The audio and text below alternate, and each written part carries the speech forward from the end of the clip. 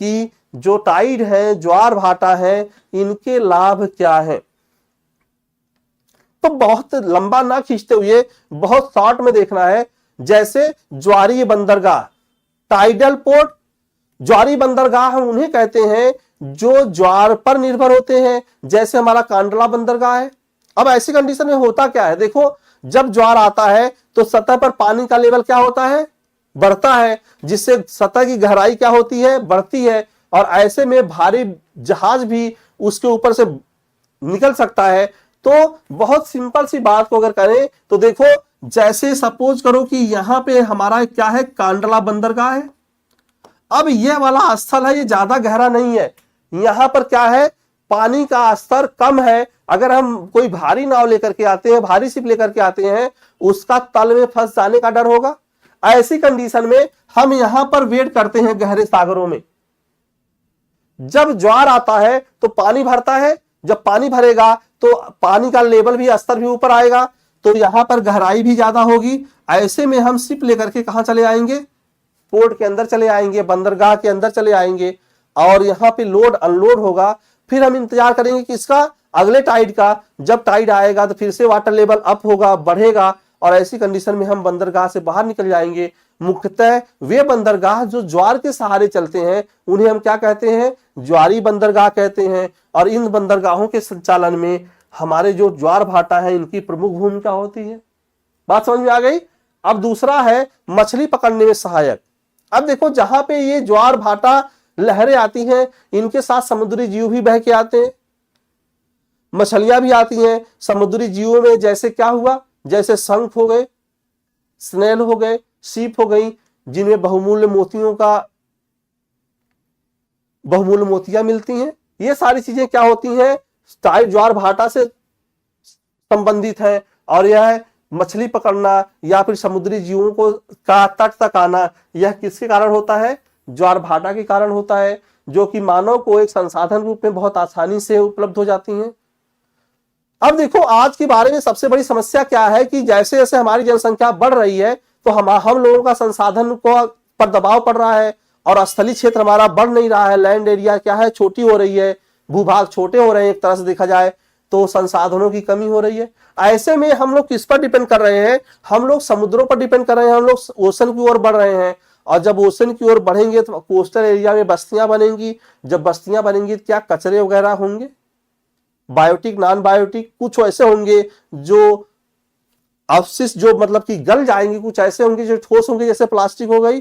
अब देखो जो तट पर बसे नगर हैं, इनकी गंदगी को बहाकर समुद्र में ले जाती है। एक तरह से यह क्या करती है, ज्वार भाटा क्या करते हैं, यह कोस्टल एरिया को क्या करते हैं, स्वच्छ रखते हैं। बात समझ आ रही कुछ। आगे देखो, समुद्री वस्तुएं किनारे पर छोड़ जाते हैं। अब देखो अभी तक हम लोग बात कर रहे थे कि जैसे मछली पकड़ना हो गया, या स्नेल हो गया, सीप हो गए, या बहुमूल्य ऐसे तत्व हो गए जो कि गहरे समुद्र में पाए जाते हैं, लेकिन ज्वार के साथ में कहा आ गए, स्थल तक आ गए, और वह मानव को आराम से क्या हो गए, उपलब्ध हो गए। तो समुद्री वस्तुएं किनारे पर छोड़ जाती हैं, जैसे जिनको हम समुद्री गहराई में नहीं पा सकते। इन ज्वार भाटा से क्या होता है, वो कभी कभी किनारों पर चले आते हैं, स्थल पर चले आते हैं, जो हमें आसानी से उपलब्ध हो जाते हैं। इसके बाद देखो, समुद्री जल गतिशील रहता है।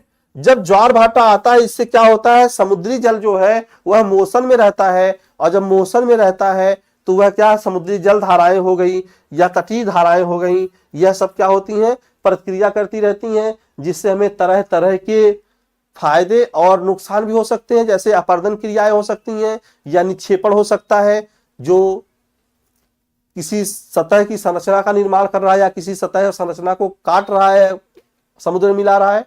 अब देखो जो सबसे इंपॉर्टेंट है और जिसकी ओर हम लोग फ्यूचर में बहुत ही एक सुटेबल संसाधन के रूप में मान रहे हैं, वह क्या है, वह है ज्वारीय ऊर्जा, टाइडल एनर्जी।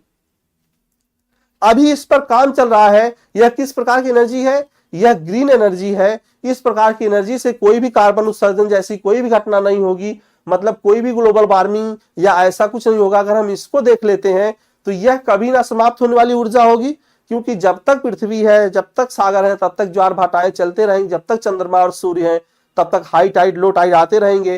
तो अगर हम यहाँ पे टेक्निक के द्वारा तकनीकी विकास करके इन ज्वार भाटा की जो ज्वारीय ऊर्जा है अगर इसको हम विद्युत ऊर्जा में बदल सकते हो तो यह हमारे लिए नवीनीकरण ऊर्जा होगा, मतलब जीरो कार्बन उत्सर्जन वाली ऊर्जा होगी और यह भविष्य की ऊर्जा कही जा सकती है।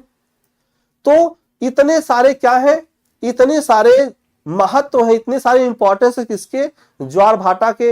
अब अगर यहां से एक बार थोड़ा सा पीछे जाए तो हाई टाइड कब आएगा, जब सूर्य चंद्रमा और पृथ्वी एक सीध में होंगे। वह कब होंगे, अमावस्या और पूर्णिमा के दिन होंगे। लो टाइड कब आएगा, जब सूर्य चंद्रमा और पृथ्वी, अगर पृथ्वी को सेंटर माने तो 90 डिग्री पर होंगे, चंद्रमा पोल साइड में, पोलर रीजन की ओर होगा। तो ऐसे कंडीशन में क्या होगा, लो टाइड आएगा। विश्व का सर्वाधिक ऊंचा ज्वार कहां आता है, तो गल्फ ऑफ फंडी में आता है जो कि उत्तरी अटलांटिक महासागर में है, कनाडा के पार्ट में, नोवा स्कोटिया के पास में। और वर्ल्ड लोएस्ट टाइड कहां आता है, तो ओखा की खाड़ी में आता है जो कि कच्छ के रण में है, पुरी के पास में, गुजरात में। और वह कौन सा क्षेत्र है जहां पर दिन भर में 4 बार ज्वार भाटा आते हैं, तो साउथ हैम्पटन है, कहा, ब्रिटेन में। वह इंग्लिश चैनल और उत्तरी सागर के संगम पर है और इसी कारण से वहां पर 2 बार इंग्लिश चैनल से और 2 बार उत्तरी सागर से क्या आते हैं, ज्वार भाटा आते हैं। अब इनके बारे में एग्जाम में जो पूछता है वह सिंपल सी बात है, जब हम समुद्री संसाधनों में ऊर्जा को पढ़ेंगे तो हम वहां पे देखेंगे इसका एक बड़ा पोर्शन मिलेगा ज्वारीय ऊर्जा का, टाइडल एनर्जी का, जिसके बारे में हम पढ़ेंगे कि किस तरह से हमारे लिए उपयोगी हो सकता है और किस तरह से यह हमें भविष्य की ऊर्जा के रूप में प्रदान मिल सकता है या हम इसे डेवलप कर सकते हैं।